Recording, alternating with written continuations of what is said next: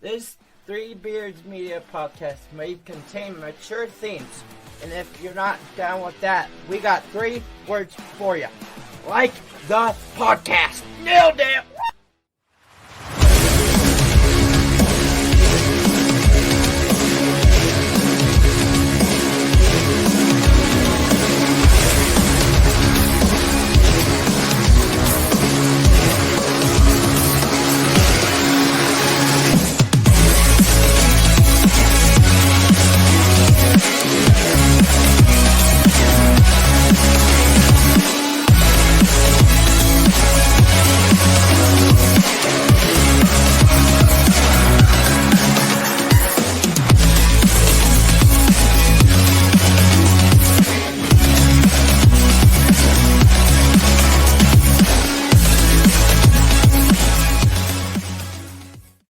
Ladies and gentlemen, welcome to episode 5 of the Hawk's Eye View. My name is Drew Shipley, along with my co-host, as always, Andrew Barber. CyHawk Week is here. Andrew, how are you doing tonight, man? I am doing well, Drew. Thank you for asking. Yeah, CyHawk Week is here. We're kind of on the downswing now, and we're almost getting ready for Saturday. Is there anything that you're really looking forward to with this game? I'm looking forward to consistency on the offensive side of the ball. Like we kind of discussed on the post-game instant reaction, which you could probably barely hear me, and I apologize to our fans out there. I was at the watch party doing the podcast from a different location. We will do it from home from now on. But no, I want to see more consistency on offense. I want to see that the first 10 to 15 plays, like I said in the post-game, be just as good all the way through first quarter through fourth quarter. So consistency on offense. I don't know how much we'll see of that with Cade McNamara and his continuous injury, which we now know will be lingering all season long. At least in my opinion, it'll be lingering all season long. There's no amount of rest that we could give him that will be close to 100%. But an 80% Cade McNamara is better than 100% Spencer Petras. That's all I know. And I want to see the consistency on offense. Defense will take care of itself. Yeah, he is something less than 100% at this point. What I'll say is I think it's beneficial for Iowa fans to subscribe to Hawkeye Insider. Our friend David Eicholt over at Hawkeye Insider and Sean Bach do great work. And they also have the leader of the Swarm, who is a contributing member of the website and provides some useful updates as well. I think I don't want to spoil anything because I think there's some information regarding the Cade injury behind the paywall. I don't want to spoil anything on this podcast. So not anything groundbreaking or earth-shattering like affecting playing status, but I thought it was a good note. I'm not going to, leave. I'll say it's positive news. How positive?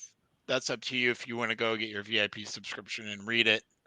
Whether or not, I'm sure that news will leak out anyways over Twitter, but I'm not going to be the one to leak it. But it's a positive update. I will give you that much, so I won't leave you Hawk fans in the dark. But again, beneficial to sign up for 247 Sports. I don't want to constantly plug someone else's show, but he was our first guest, and he will come back.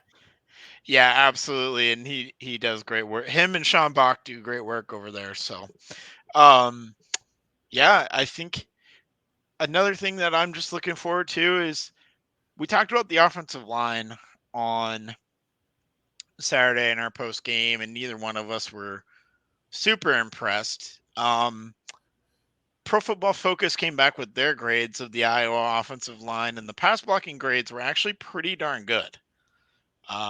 For across the board, and rewatching some of it and looking at the grades, listening to some other analysis from some other podcasts and things, I think I would agree with that. I would agree the run blocking was overall not where it needed to be at all.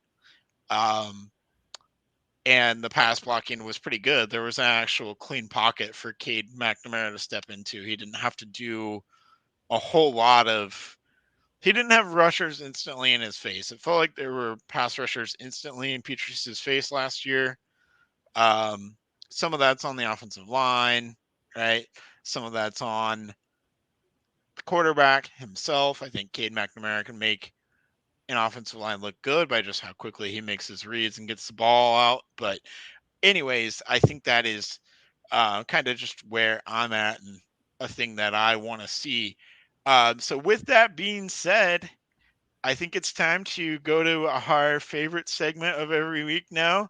And it's time to go behind enemy lines, so to speak. And with us tonight, we have Coach Dan McCarney joining us. So welcome in, Dan. Everybody knows you. You coached at Iowa. You played at Iowa. You coached at Iowa State. You had stops at South Florida, and North Texas as a head coach as well. Assistant head coach in the South Florida and Florida case. But thank you for joining the show. And we just wanted to know, what are you up to these days? How's life? Are you enjoying things? What's going on? Yeah. First of all, guys, great to be with you. I don't know about some enemy. I don't know what the hell that's all about. But I'll tell you this much. I'm enjoying every day. America comes alive when college football starts, as you guys know. It's a pretty important game in Ames, Iowa this week. I got to coach in 25 of those games. Iowa State games, incredible rivalry. But the great thing about it, even though I'm not coaching these days, I get to stay in touch with so many of my guys, lots of guys that I coached with, a lot of guys that were on my staffs are still coaching in college football and the NFL. And to follow those teams is just really, really cool. And then I figured this out in recent years. I guess I never understood this when I was coaching for a half a century. That damn tailgating stuff's pretty good, guys. That's a lot of fun when you get that chance to run tailgate and be with the fans and be around all these people that love their schools and love their football team. So it's pretty exciting right now, and great to be with both of you. You know, I've seen you at a couple of them there in Grandview outside of Williams Stadium, Coach, dressed to the nines, supporting Coach Woodley out there. Yeah, JoJo is one of my favorites. Obviously, I go way, way back with the Woodley family. While Mike Woodley was an All-American up in Northern Iowa, a couple years ahead of me at Iowa, I was playing at Iowa, and then we hooked up. We were graduate assistants at Iowa. When I took the job at Iowa State, I'd always stayed in touch with Woody. He was at Osage. He was at Des Moines Valley. He was over with Linda Bluter over in the Quad Cities over there. I just always had great respect for him. And I remember going up and Woody's wife, Betsy, when I was out recruiting, I stopped through Osage one time. She fixed this big old rump roast, as you do in Iowa. Nobody does it like Iowans when it comes time for a big old roast. She made one of those big meals. And here are these three little guys running around like little rats, the little Woodley boys. And they're rolling and they're roughing each other up and they're punching each other and they're wrestling. And it was like, it's a real what a surprise it is that they've all been real successful in life. They've all been in athletics. They're real competitive. They're all winners. They're all really good athletes themselves. And Joey was one of my captains at Iowa State, one of my favorite guys I've ever been around. And no surprise, guys, that he's taken Grandview to this incredible. What he's doing is sustaining what Mike, his dad, did at Grandview, national championships, NAIA, one of the top 5, top 10 teams in the country every year. And it's really fun. And I'll say this and then I'll shut up here. But I was asked to come back and speak to the Iowa High School Coaches Clinic in February. It's come a long ways from the old days when there was 200 or 300 or 400. We're down there outside of Des Moines, and there were 1,600 coaches. And one of the really cool things, guys, was I had 23 of my former players that played for me at Iowa State, including Joe Woodley. They're all coaching now in the state of Iowa, giving back to the state of Iowa, giving back to the game that was so good to them. And when you see these guys and their maturity and their success and their class and their character and how driven they are, it's just really, really cool. Because when I got them out of high school, obviously they were still in that maturation period and trying to grow up. And that's one of the things I really miss as a coach, turning these little boys into grown-ass men and helping them get there. And that's one of the things I really miss. That's fantastic, Coach. Those stories never get old. Enjoy them a lot. We have first through fourth downs here, so basically 4 main questions, and we'll play off of them from there. As you know, it's CyHawk week. We're just kind of interested in knowing what life lessons and football preparation quirks you learned from Coach Fry that you took to Ames with you. Yeah, I mean, there's so many of them, guys. My gosh, the program was so bad for so long. I grew up in Iowa City, Iowa. Used to sneak into the games when I was 5 and 6 and 7 years old because the only security they had were snow fences around Kinnick Stadium, so it was easy to jump over those. And I just dreamed of someday getting a chance to play for the Hawks, figuring there was no chance of that. Well, lo and behold, I ended up getting recruited and got a lot of opportunities. I did sign the Big 8 letter of intent, conference letter of intent with Iowa State. Johnny Majors and Jackie Sherrill spent a lot of time in Iowa City, not because I was anything special, but I think a lot of it was my dad was the chief of police in Iowa City, and they wanted to get in there and get somebody out of Iowa City, somebody out of Eastern Iowa. But in the end, I decided to go to Iowa. No regrets, loved it, but I had a great respect for both schools, both Iowa and Iowa State. And you learn so much. And so you go through all these years, you give so much to the game. You want to give back. You love Iowa. You appreciate it. You respect the game. You respect the integrity of the game. You respect the Iowa Hawkeye program. They put on, the Iowa fight song comes on, the goosebumps all across the top of your neck and down your shoulders and down your arms. And yet we got our ass kicked for years and years and years. And lo and behold, Hayden Fry came in and gave me this opportunity along with Bernie Wyatt to stay at the University of Iowa. And when we went to the Rose Bowl in 1981, that was the first bowl game, as you guys probably know, since 1959. Now think about that for a second. 1959 was the last bowl game. 1981 was the next bowl game.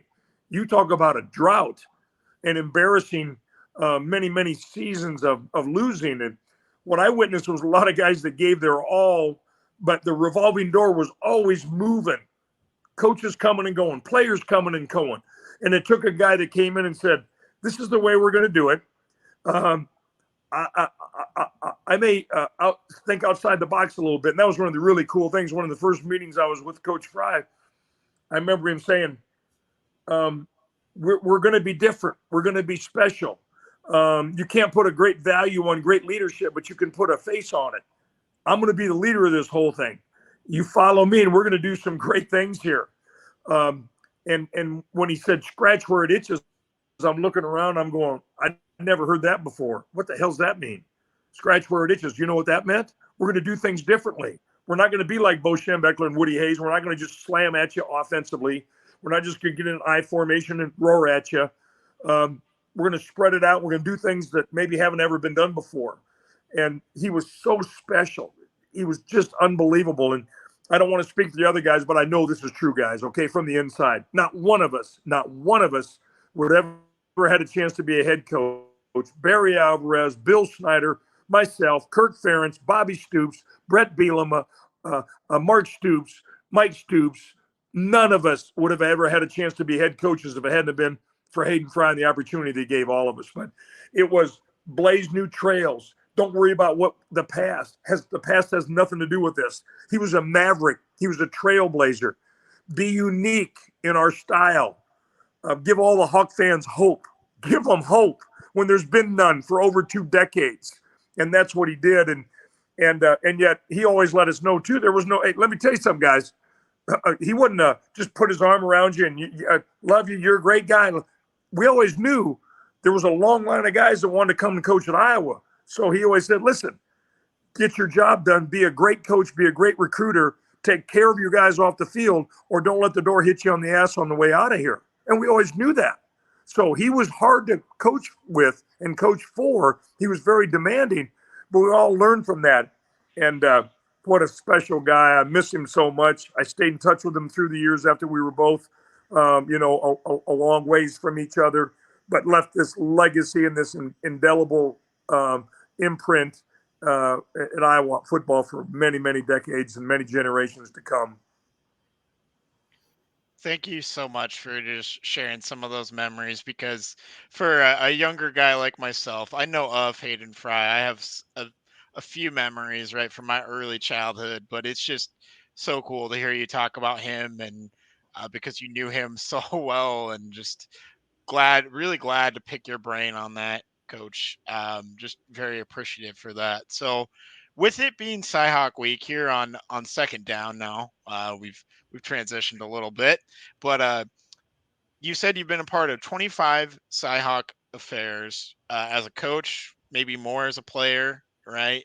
But with that being said, what's been your favorite memory, either as a player or a coach, from any of those rivalries? Just what are some of the cool stories that you can share with us from any of those rivalry games? Yeah, I mean, unfortunately, I never got to play in an Iowa State game because I graduated in the spring of 1975. The rivalry was renewed in 1977, so I missed it by 2 years. And I was there at 1977. I was a part-time coach at Iowa with Bob Cummings, Tom Hayes, who went on to an illustrious career, coached at UCLA, coached at Texas A&M, coached in the NFL. Had these many jobs. He and I were both part-time coaches with Bob Cummings when we played for the first time in 40 years. And I'll never forget it. It was like it was last week. The intensity, the emotion, the passion, the stuff that went on before that first game in Iowa City, it was unbelievable. I mean, just unbelievable. We hadn't played the game in 40 years, guys. How stupid is that? And how ridiculous is that? And how dumb is that? These two great major universities, great schools in the state of Iowa hadn't even played the game. And we finally renewed them, and it was an ABC game. And we ended up winning. Iowa won that day 12-10. Iowa State went on with Earl Bruce that year and had a really good football team and won 8 games, went to a bowl game. We sure didn't do that in Iowa.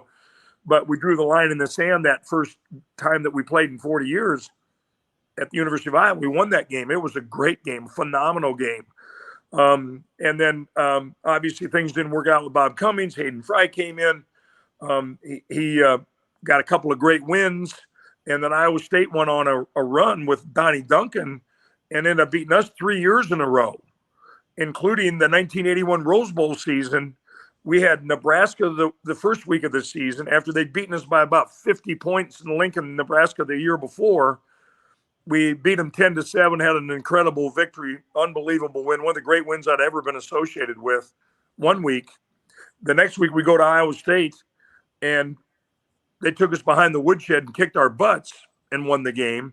Then we came back and played Dick Vermeil and the UCLA Bruins the next week, end up beating them in the top 10. But I had just had such great respect for this rivalry and for this thing. But anyway, we went on in many of the games once Hayden got going and we really got rocking and rolling at the University of Iowa. Many of the games were not even close. They weren't even competitive. They were humiliating. They were embarrassing for Iowa State. They were great for us as Hawks. Loved them. So much fun. I remember 1 year over against Jim Kreiner in Ames, Iowa. We're in there at halftime going, okay, keep the focus. Keep the focus. You got to stay. We have to be tough in the second half and don't take anything for granted. And we're up by 35 or 38 points at halftime, and they're looking at all of us like, you coaches are nuts. This game is over. Because there were so many mismatches and ugly wins ugly games for Iowa State, but great wins for the Hawks. And then I ended up going to Wisconsin with Barry Alvarez. We went from 1-10 to 10-1. We won the first Rose Bowl in 100 years because of the success of that program, just like because of the success at Iowa. I got a chance to be a head coach. Took over the job at Iowa State. First 3 years, we got our butts beat. After losing, and that contributed to the 15 years of losing, which it's a rivalry. No, it's not. When one team just keeps embarrassing the other team 15 years in a row, there ain't no damn rivalry now.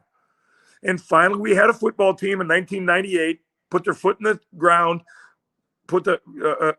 I said, listen, we're gonna see if we can turn this thing around and make it a rivalry again. We were almost 30-point underdogs. We won 27-9, and from that day forward, we ended up winning 6 of the next 9. I went 6-6 as a head coach at Iowa State.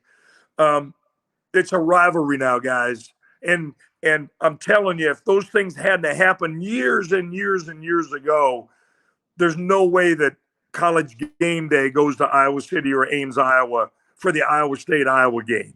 It's a great rivalry now. It's just so much fun to be a part of. But the first one at Iowa State to stop the 15 years of losing and the embarrassment and the humiliation. That was unbelievable. At Iowa, any time that we were able to get a victory and beat Iowa State, because we had such great respect for the coaches and the players and the university, they were all great. I think in 2002, really one of the most memorable ones, guys, the Hawks went undefeated in the Big Ten that year. We were down 24-7 at half. It felt like 44-7. It felt like it was that bad at halftime. And Seneca Wallace led our comeback. We got 4 second-half turnovers. We ended up winning the game. And Iowa did not lose a game in the Big Ten that year. As you guys remember, they went on and had a phenomenal season. But that was one of the great comebacks that I was ever a part of in the history of college football, not only Iowa State, but in college football. So great memories. Love them, respect both schools. My wife and my children don't have any idea. I've never told them. I've never said a word. They have no idea who I cheer for during that game now that I'm retired. But I do miss coaching in that game because it's just so special. And thankfully, most of the country, if not all the country, now realizes they're two great schools, two great universities, two great football programs. And now it's one of the great rivalries in college football. That leads me into my follow-on question, Coach. Do you have difficulty with your rooting interest in the CyHawk? And then are you worried with the conference realignment that the rivalry will disappear again? Yeah, no, I don't know. I love cheering for both teams. I love both schools. I would have had the life that I had Hayden Fry not given me the opportunity to go there. I played at Iowa. I grew up in Iowa City. I spent 36 years there. My dad was chief of police. My mom worked at the dental school for 30 years. There was a scholarship at the University of Iowa Dental School named after her. My roots are Iowa City. I love it. I'm proud of it. I organized a 50-year reunion for my Iowa City City High football reunion a couple of years ago. We won a championship for the first time in almost 2 decades. So long before the turnaround with Hayden Fry at Iowa, we did it at Iowa City City High, which a lot of people go, well, big deal, big deal. Well, the varsity, when we were sophomores at City High, didn't win a game. Winless. Ridiculous. The worst high school program in the state of Iowa. 2 years later, we won the state champ. We won the Mississippi Valley Conference. And unfortunately, they didn't start the playoffs till the next year. Unfortunately, they didn't start the Iowa Shrine game until either the next year or 2 years after that. So we didn't get a chance to be a part of that. But those were the times, those unbelievable rivalries are so much fun. And I really miss them because Iowa and Iowa State are these two phenomenal universities, two great schools, two of the great coaches in all of college football. One been there a lot longer than the other, but Kirk Ferentz and Matt Campbell are elite coaches and elite mentors and elite winners, obviously. And so I really miss that. But I really appreciated all those opportunities to coach in those games and be on both sides of it.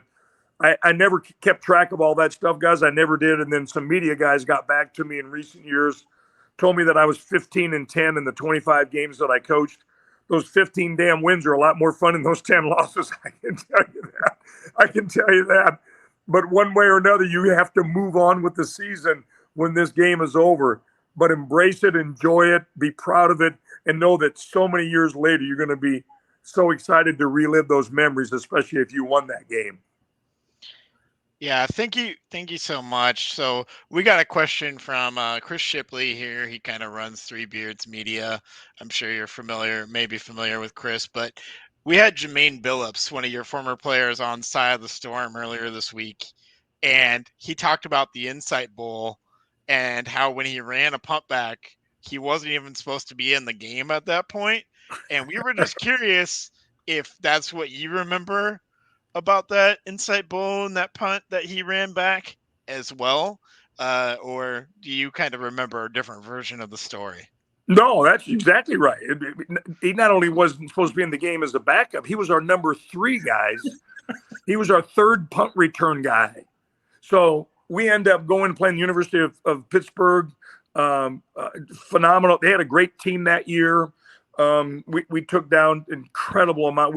We saved the bowl. That's what John Junker told me, that used to run the Fiesta Bowl and ran that same bowl, and said we saved that bowl because of the Iowa State fans. The Iowa State fans saved that bowl and saved the attention of that bowl game because we brought so many people down, between 25 and 30,000. Walt Harris was the head coach at the University of Pittsburgh. They had a hell of a team, really good players, many future NFL guys. But we got into the game, hard fought, tough. The sparks are flying, hell of a game, going back and forth. We're fighting. We're trying to win the first bowl game in 100 years in the history of Iowa State football. No team had ever done that. Earl Bruce had been to 2 bowl games, lost them both. Johnny Majors had been to 2 bowl games, lost them both.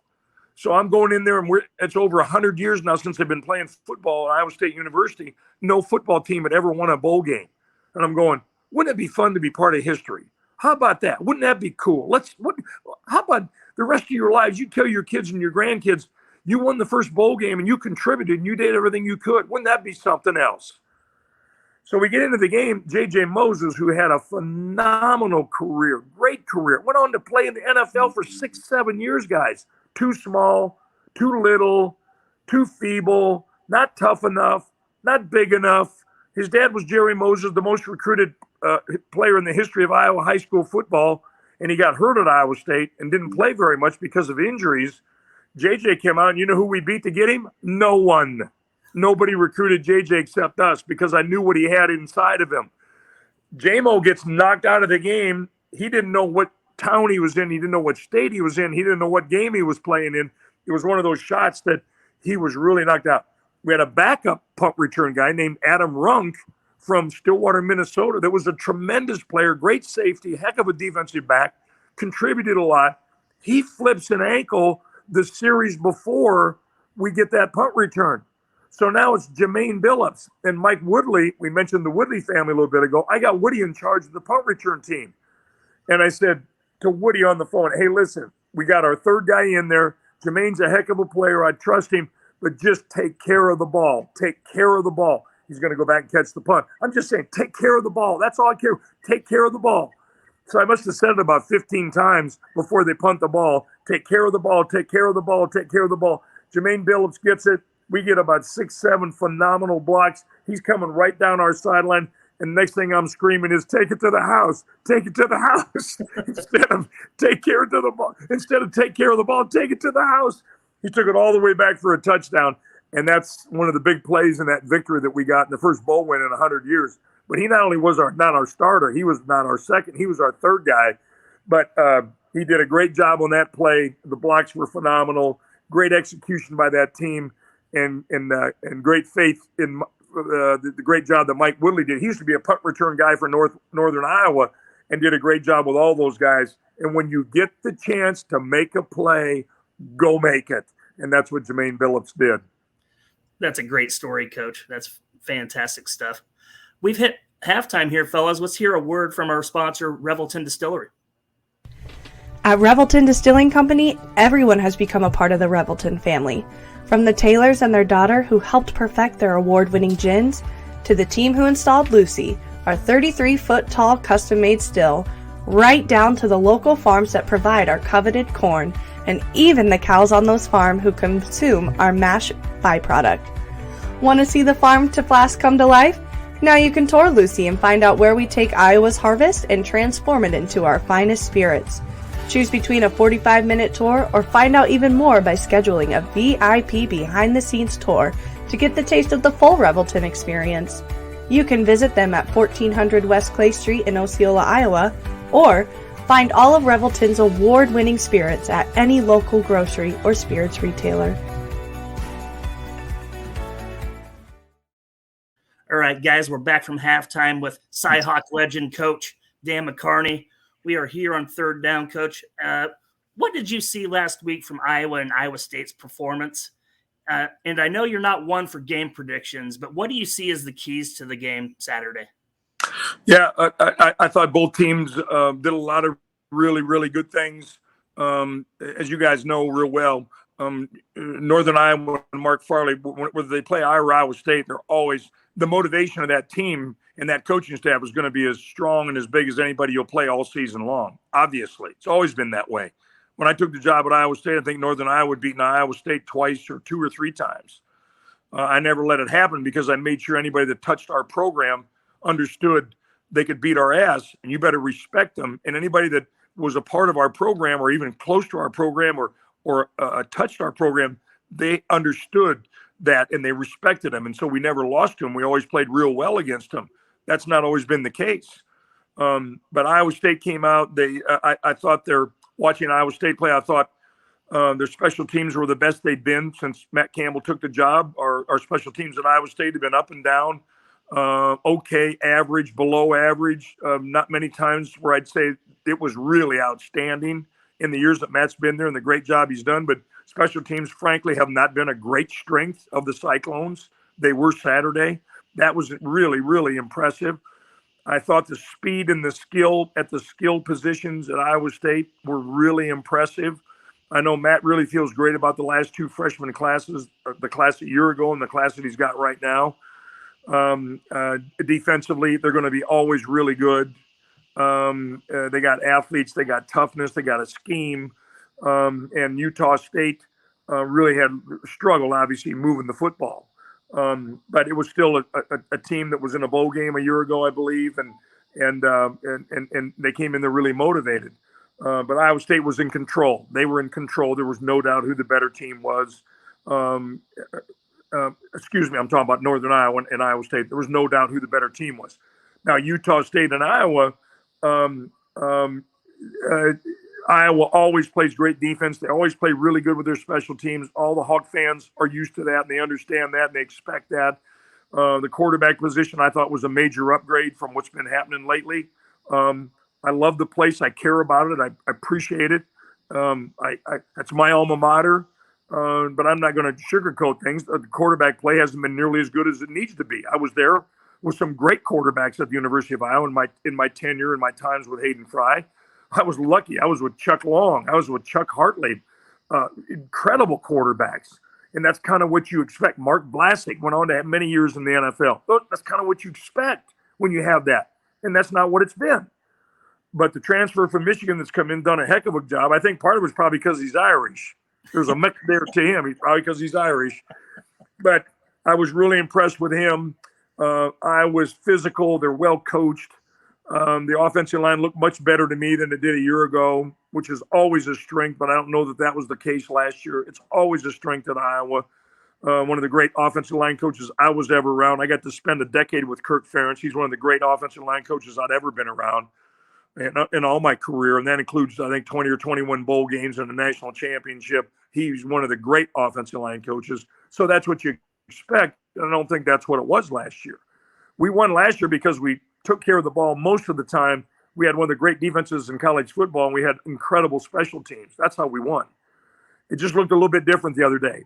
I think we've got a much better chance now with the pieces that we have in place offensively at Iowa. And I think it's going to be a great matchup. Both schools have upgraded their facilities. Iowa used to dominate Iowa State. It used to be a no contest. It used to be a different world facility-wise. When I took the job at Iowa State, I had some of my great friends that came in that were my teammates at Iowa, and they looked around and they said, Mac, the facilities at my high schools in Iowa were better than what you have here at Iowa State. It wasn't a stretch. It wasn't an exaggeration. It was the truth. Now that's not any truth. It's not true anymore. And going through all the facilities of both schools, they both have incredible facilities. The atmosphere, what you bring young men in to evaluate and look, and their families and their parents and everybody that has a chance to impact that decision, they see first-class facilities, atmosphere, along with these big-time coaching staff. So I just think it's going to make for a great game. You find out more and more about your teams each week that you play. They've only played one game each, Iowa State against Northern Iowa, Iowa against Utah State. But I think it's going to be a really, really fun game to watch. And I think the Iowa State and Iowa fans are going to be in for a really special football game again. Yeah, that old adage that we've talked about, the biggest improvement for every team is from week 1 to week 2. Is that something that you believe in? Is that really true, or is that something that football people have kind of just made up? No, I think it's true, guys. I mean, you can only practice and scrimmage so many times. The scrimmaging's way down from what it used to be. There are no more two-a-days. I remember my freshman year at the University of Iowa, the fall of 1971, we had 24 days of two-a-days. No exaggeration. I remember it like it was yesterday. That's something you never forget, guys. 24 days and both practices were in pads. There was no walkthroughs. There were no shorts practices. There were no half pack, which means shoulder pads, helmets, and shorts. You just put the pads on and you went. 24 days as a freshman. And I'm thinking, I don't know if I can hold up to all this. I don't know if I'm ready for all this. It was hard. It was tough. And the old, we all used to have to walk through 3 miles of snow and dog crap to get to school and all that. That's a true story now about the two-a-days. I'll never forget that. But you can only do so much to replicate a game. 2-minute inside drills, 7-on-7, end of the half, end of the game, red zone, all the things you have to emphasize. Last second field goal. You don't have any timeouts. Get your field goal team on there. Kick the game winning field. All those that you can replicate it and orchestrate it and try and do it. But then nothing like a game. This is different. The fans are in the stands, different colored jerseys, different tempo, different coaches. It's just so until you get a game, then you start finding out a little bit more. And now both those teams, like any team that played last week, know so much more strengths and weaknesses, good and bad. It should never, ever, ever dictate the kind of season that you're going to have, whether you won or you lost, but you sure have a lot better feeling, guys, about your team and how they responded and how they reacted, and especially with the young guys. For the most part, if you've had juniors, seniors, redshirt juniors, redshirt seniors, redshirts up, they've been out there and they've been in the battles and they've been out there and played in the toughest of times and battled adversity and overcame it and handled success. Those young guys you just never really know that have never played until you get in a game. And then you build on it, you correct, you critique, and you move on and try and get better the next time. But I don't know that I couldn't tell you that every single time that was the most improvement we made, but I know most of the time from game 1 to game 2, if you're not improving and if there's not usually tremendous dramatic improvement, you're probably not doing the things you need to with your football team. Yeah, that's a great answer. All right, let's go to fourth down. And so our last question for you, we've talked about it a little bit earlier in the show. You talked about how Iowa was bad before Hayden got there. Iowa City West was bad when you were there. Iowa City High. City High. Oh, sorry, City High. Yeah, don't be screwing that one up now. Yeah, I finished 3-0 against West High. We never lost that game ever. We started it. Right. Yeah. My apologies. I messed up there. But and Iowa State was bad when you took over there. So you have a great reputation as a program builder. What do you think are the keys to building up a program that is maybe not had the most success? How do you go from that, you kind of losing a lot to success? It's a great question. I won't go on with all the things, but there's some basic things, guys. Iowa had lost for 2 decades when Hayden Fry came in. So I watched it from the very first day that he took the job. I went in and interviewed in Bump Elliott's office. Hayden interviewed all the staff that was there before and Bob Cummings' staff. 15 minutes into the interview, he goes, "Mac, what do you think about being my tight end coach for $18,000? I about crapped on the spot. I had no idea. I had the least amount of experience, had no thoughts that I was going to be kept on that staff. Thank God he did. He gave me this unbelievable opportunity. We went from losing for 2 decades to Rose Bowl, Peach Bowl, Gator Bowl, a Freedom Bowl, Rose Bowl, Holiday Bowl, Gator Bowl, Peach Bowl. I mean, it was just an unbelievable run, just incredible. But it all started with Hayden Fry and then surrounding himself with people that were really motivated and were coachable and would follow his plan. And then we went to Wisconsin. We won the first year up there, guys. One game. But we always thought, if you can win in the state of Iowa and you have Iowa and Iowa State battling over all the top recruits and you have less population in Iowa than you do in Wisconsin, why the hell can't you win at Wisconsin? So 3 or 4 short years later, we win the Rose Bowl for the first time in 100 years in Wisconsin football. And because of the success of those 2 programs, I got a chance to be a head coach. And then I got a chance to go into Iowa State. And when the program is winless, guys, let me just tell you something. I won't go on and on. When a program is winless, There's so many things behind the scenes that are so bad that reflect in a record. So many things. The good news is we had really good people. We had Iowa people, state of Iowa people. We had Iowa State fans that were incredible, but there was no consistent commitment to excellence. And it was the atmosphere there was really bad, and the morale stunk. But it's so fun when you do something that hasn't been done in a long time. So how do you do those kind of things? And then when I went to South Florida, we went to number 2 in the country. We won 9. We went 30-2 my first 32 games with Urban Meyer, Florida. Won a national championship, got to hold that crystal ball. Because of that success, I got to go be a head coach at North Texas. They were in the bottom 5 or bottom 10 when I got there. And in 2013, we won 9 and we played in the Heart of Dallas Bowl and the Cotton Bowl. That was so cool. And one of only 2 or 3 wins, bowl games in the history of that school. How do you do that? First of all, you got to have a stubborn insistence on pursuing your dreams and goals. You need to be the ray of hope as a head coach, because everybody on the outside is going to say, no way, baby. But you have to be the ray of hope. Complacency can be a disease in sports, in football, and in life. Don't let it be that. I always was so proud, regardless of the past, you have to believe in what you can be today, tomorrow, and the next day, and what we can become. And then go in there with energy, go in there with dreams, go in there with courage, and say, listen, it's so fun to do something that's never been done, or may not have been done in a long, long, long time. And then realize, guys, that outside expectations don't have a damn thing with what you do every day. Nothing. Has nothing to do with it. Could care less about all that stuff. And then when you do things that have never been done before or haven't been done in a long time, let me tell you something. I might be gone next week. I might be gone in a month. I'm 70 years old. I don't know how much time I got. But I'll always look back. I'll always be so proud of doing some things and being a small part of these programs where we there hadn't been anything special done in such a long, long, long times. And then we really did this.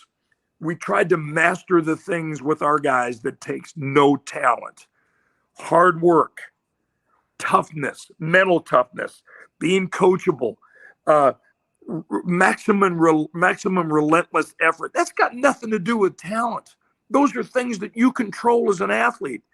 And then when you can do those things, it's just so much fun. It's just so much fun. But I'll always cherish my years at Iowa and Iowa State. I will always be proud to be from the state of Iowa. I've been in Sarasota now for a long time. We've owned a home down here since 2000. Little did I know I was going to be coaching in Tampa and in Gainesville during my career when we had a house here. But it's just something really special to be from the state of Iowa. And if you've never worked there, you never lived there, you never coached there, you never played there, you sometimes just don't get it. But all of us that have, we know it's one of the great places in America to live. Well, you look damn good for 70 years old. No, it's okay. You look damn good for 70 years old, Coach. I just need to get that off. You might need some new contacts. I just want to say I've never played a down of football in my life, but I'm ready to go strap up the pads right now just listening to you talk. Yeah, well, it's an honor to be with you guys and to be a part of this and the incredible memories that I was a part of for those 25 times I got to coach in this game.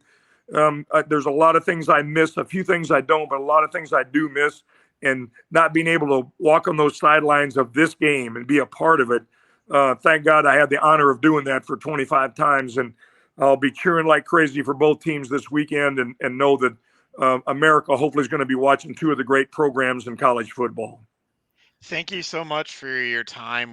Both of us just really appreciate it and just appreciate all the insight and wisdom that you've shared with us in the last 45 minutes. And usually we put up some clips, but I don't know how I'm going to cut any of this out because you've just given us just so much good stuff. So just appreciate it. Thank you so much.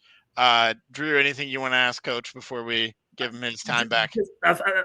Final buzzer question, Coach. You went through your resume, your coaching resume, and you circled back to North Texas. And to most people, it might seem like a random blip stop, right? But that's where Coach Fry came from when he went to the University of Iowa, right? Sure was. He left North Texas and went to the University of Iowa and when I didn't know if I was their top guy or their 10th guy. Really, honestly, like it was when I interviewed at Iowa State with Gene Smith, who's the retiring AD over at Ohio State. He's the one that hired me at Iowa State.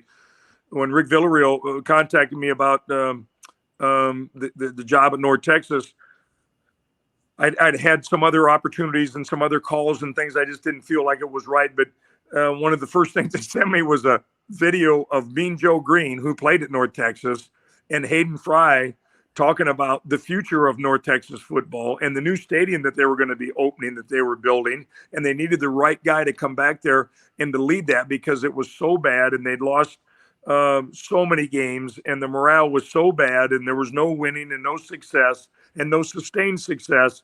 And what are you going to do? Say no to Hayden Fry? What are you going to do? Say no to Mean Joe Green? When I was an assistant and I was a coordinator, I was coached the defensive line. Right when the last time I was a defensive line coach was at Florida, and we won the national championship against Bobby Stoops in Oklahoma in the national championship game. And so I had this unbelievable respect as a defensive line coach for as good as defensive lineman that ever played. That's Mean Joe Green. And he's on a video and he's talking about North Texas and what a great place it is. So no regrets whatsoever. I'll always be proud of what we did and brought some winning back there. And it was a lot of fun. But this tie that we all had with Hayden Fry, there's a lot of coaching staffs, a lot of head coaches that have been so successful. But I just really love it when anybody gives Hayden Fry credit for giving all of us the opportunities that we've had and any of the successes that any of us had, because he saw things that each of us that none of us saw in ourselves. Many of us were really young, and I'll shut up, but Kirk Ferentz and I, neither one of us at 22 and 24 years old should have been offensive and defensive line coaches in the Big Ten. Are you kidding me? But Hayden saw those things in us, and he said, you know what? I'm going to keep a foot up their ass, but I think I got the right guys right here, and I'm going to give them those opportunities, and thank God that he did. Thank you so much, Time, for your coach today. We'll talk soon, okay? We'll let you go. All right, guys. Have a great night. Thanks. You too.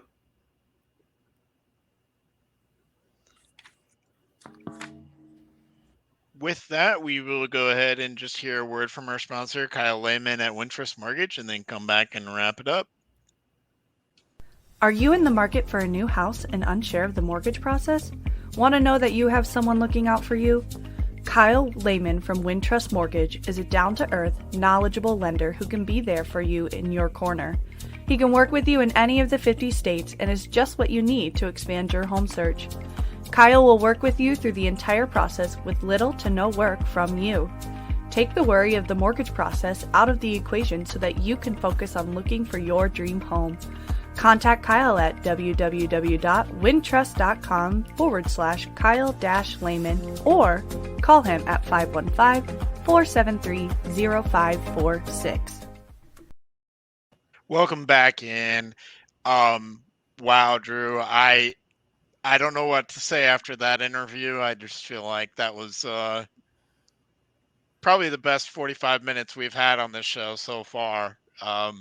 It's going to be really hard to top. So I usually in my final cut segment, I usually have something really great and really profound to say. But I think this is going to be, I don't know how deep we want to go into every aspect of this weekend's game. I don't know if we need to go with a position by position breakdown or anything major like that.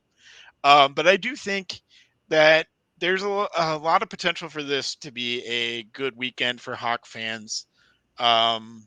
We have Nick Brooks, the class of 2025, announcing his potential commitment to Iowa tomorrow at 1:30. Iowa's in his top 5 along with some other schools. But Iowa's in the top 5, and that could kick off what could be a good weekend. I went on Old Man Strength last night, and I said Iowa was going to win 27-13, and that Iowa State was going to add in a late touchdown.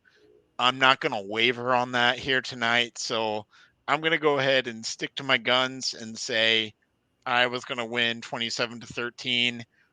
Bryant's going to get his 25 points, and I think it's going to be the result of some defensive touchdowns, or maybe the defense just setting the offense up in a good enough position to wear Cade.